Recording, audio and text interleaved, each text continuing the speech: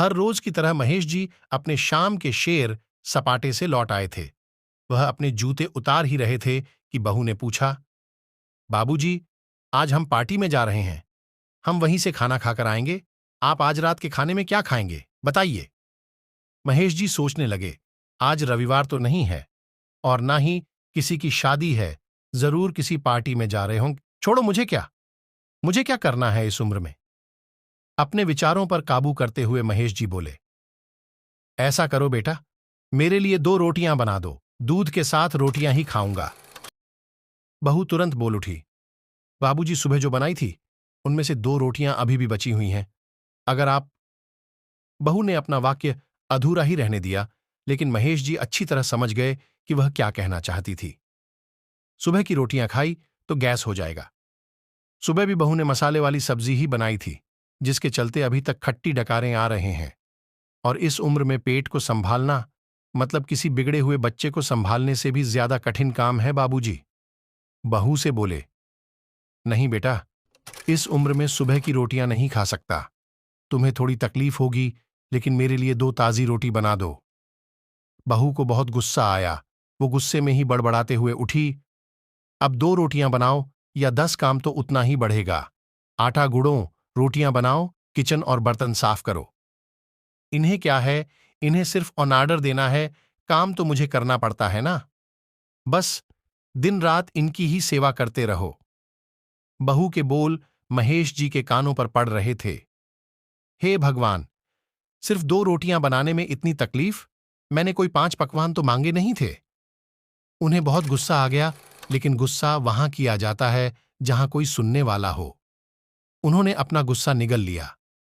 अब तो उन्हें जितनी जल्दी गुस्सा आता था, उससे जल्दी चला भी जाता था। महेश जी को अपनी पत्नी की बहुत याद आई। उर्मिला के जीते जी उन पर कभी बासी रोटी खाने की नौबत नहीं आई थी। उल्टा खाने में 10 चीजें और मिल जाती थीं। खाने के साथ मीठा, पापड़, आचार, दही, छाछ, सलाद और पता नहीं क्या क्या। महेश जी को बहुत बुरा लग रहा था। रहने दो बहू, मैं सुबह की रोटी ही खा लूंगा। फिजूल में तुम्हें तकलीफ होगी, और वैसे भी तुम्हारे हाथों की रोटी बहुत मुलायम होती है। मुझे चलेगा। मेरी वजह से तुम लोगों को देर नहीं होनी चाहिए। बहू अपनी आवाज मीठी करते हुए बोली, बाबूजी, आप चाय लेंगे क्या? महेश जी अपने चाय पीने की इच्छा को दबाते हुए बोले, वैसे कोई खास इच्छा नहीं है चाय पीने की, मगर तुम अपने लिए बना रही हो तो मेरे लिए भी थोड़ी बना देना। हाँ बाबूजी, मैं अपने लिए बनाने वाली हूं, आपके लिए भी बना देती हूं। बोलकर बहू रसोई घर के अंदर चली गई। महेश जी खुद से ही बातें करने लगे, अभी तो लाखों की जायदाद है मेरे पास। ये घर भी मेरे नाम पर है और खाते में भी लाखों रुपए पड़े हैं। कभी बेटा विषय निकालता है तो मैं बोलकर टाल देता हूं कि मेरे बाद तेरा ही तो है सब कुछ, और फिर भी 1 कप चाय और 2 ताजी रोटियों के लिए तरसना पड़ता हो तो उन बूढ़ों का क्या होता होगा जिनके पास संपत्ति के नाम पर सिर्फ पुरानी यादों के कुछ भी नहीं होता। उर्मिला को याद करके महेश जी की आंखों में आंसू छमकने लगे और धीरे से गालों पर सरके। उर्मिला के होते हुए उन्होंने घर का कोई भी काम नहीं किया था। आर्थिक जवाबदारियों के अलावा उनकी और कोई जवाबदारी नहीं थी। उनके व्यापार ने भी उन्हें अच्छा साथ दिया था। वह भी उर्मिला से बहुत प्यार करते थे, लेकिन कभी जता या बता नहीं पाए। वह यह सच्चे दिल से मानते थे कि उर्मिला उनकी किसी पूर्व जन्मों के पुण्य का फल है, लेकिन जिंदगी की भागदौड़ में वह उर्मिला की मन की इच्छाएं पूरी कर ना सके। उन्हें वैष्णो देवी जाना था, लेकिन हर बार यह यात्रा अगले साल के लिए पोस्टपोन्ड हो जाती। घर-बार और संसार की जिम्मेदारियां संभालते संभालते कब उनकी इच्छाएं उन्हीं के साथ चली गई, पता ही नहीं चला। महेश जी ने देखा, उनके पोता और पोती दोनों ही स्कूल से आ गए थे। दोनों ने अपना बस्ता सोफे पर फेंका और दादाजी की तरफ दौड़कर उनके गले लगते हुए कहने लगे, चलिए ना, दादाजी खेलने चलते हैं। यही निस्वार्थ प्रेम के कुछ पल थे, जिनमें महेश जी भी बच्चों के साथ बच्चे बन जाते थे और सारे अपने दुख और यादें भूल जाते थे। वह कुछ बोल पाते उससे पहले ही बहू ने कहा, चलो छोड़ो, दादाजी को हमें पार्टी में जाना है, जल्दी से आकर तैयार हो जाओ, पापा भी आते ही होंगे। दोनों ही बच्चे दादाजी को छोड़ मम्मी की तरफ भागे।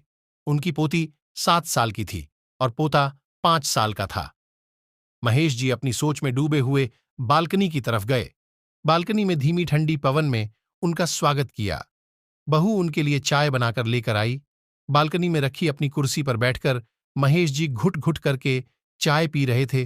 पी क्या रहे थे, निगल रहे थे, क्योंकि चाय के नाम पर सिर्फ कम शक्कर वाला गर्म पानी था, ना इलायची ना अदरक।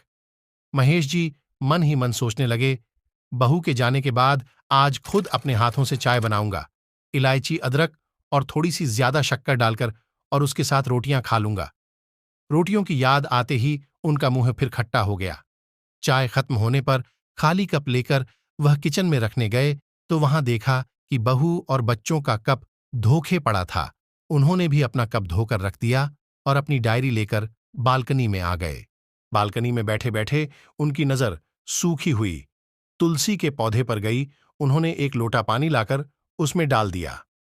कुछ मिनटों बाद ध्यान से देखने पर उन्हें पता चला कि सूखे हुए तुलसी के पौधे में नई कुपले जैसे मुस्का रही हों। उन्हें याद आया कि उर्मिला हर सुबह तुलसी को पानी और शाम को दिया दिखाती थी। अब तो शाम को ना तुलसी को ना ही भगवान के मंदिर में दिया जलता है।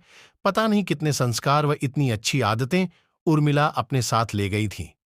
महेश जी आसमान की तरफ देखकर बोले, उर्मिला, मुझे और इस घर को अभी तुम्हारी जरूरत थी।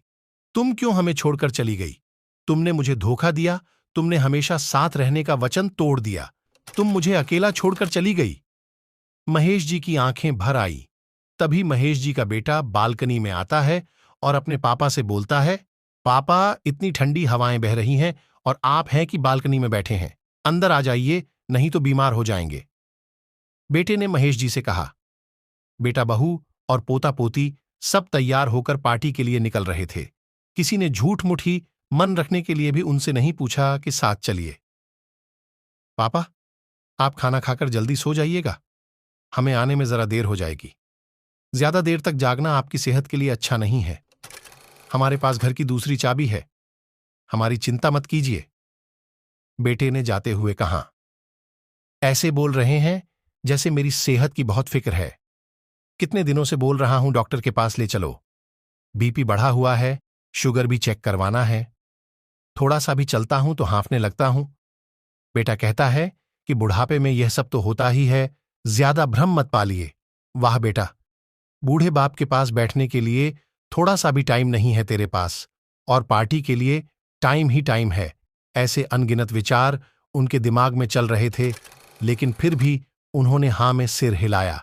सभी पार्टी में चले गए। महेश जी हॉल में रखी कुर्सी पर आकर बैठे। खाना खाने की अभी कोई इच्छा थी नहीं, इसलिए टीवी चालू की। आज वैलेंटाइन डे था, प्यार का दिन, इसलिए टीवी पर भी उसी के बारे में दिखा रहे थे। महेश जी की नजर पास में रखें अपनी पत्नी की फ्रेम पर गई, जिसमें उर्मिला लाल कलर की साड़ी पहन रखी थी। प्यार तो उन्होंने भी खूब किया था उर्मिला जी से, पूरी जिंदगी किया था, जी जान से किया था, लेकिन कभी बोल नहीं पाए। टीवी पर दिखा रहे थे, लोगों ने लाल कपड़े पहन रखे थे, हाथों में लाल फूलों के गुच्छे लेकर वह ग्रीटिंग कार्ड्स की खरीदी कर रहे थे। पता नहीं महेश जी के मन में क्या आया, उन्होंने अपने पैसों का बंटवा लिया और निकल पड़े। उर्मिला जी के याद में चलते चलते वो एक आइसक्रीम पार्लर के पास पहुंचे। उनको श्वास चढ़ गया था, उनके सांसों की गति तेज हो गई थी। आइसक्रीम पार्लर के पास एक कुर्सी पर वह आकर बैठे, तभी वहां पर एक छोटी बच्ची आई जो गुब्बारे बेच रही थी। बच्ची बोली, दादाजी, गुब्बारे लोगे क्या? इतने ही बचे हैं, बिक जाएंगे तो जल्दी घर चली जाऊंगी। महेश जी ने देखा, 10-12 रंग बिरंगे गुब्बारे थे। उन्हें याद आया कि उर्मिला जी को भी गुब्बारे बहुत पसंद थे, लेकिन अब गुब्बारे लेकर क्या करूं? उन्हें बच्ची की आंखों में सच्चाई और आशा दिखी। उन्होंने Rs200 दिए और सारे गुब्बारे खरीद लिए। उन्हें फिर से उर्मिला जी की याद आई, क्योंकि वह भी घर से निकलते समय हमेशा थोड़े एक्स्ट्रा पैसे लेकर निकलती थीं और किसी न किसी जरूरतमंद की मदद किया करती थी।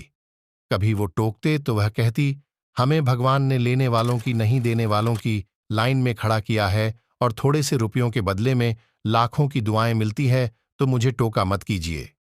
आंखों में आंसुओं के साथ महेश जी खड़े हुए रास्ते के बीचों बीच आए।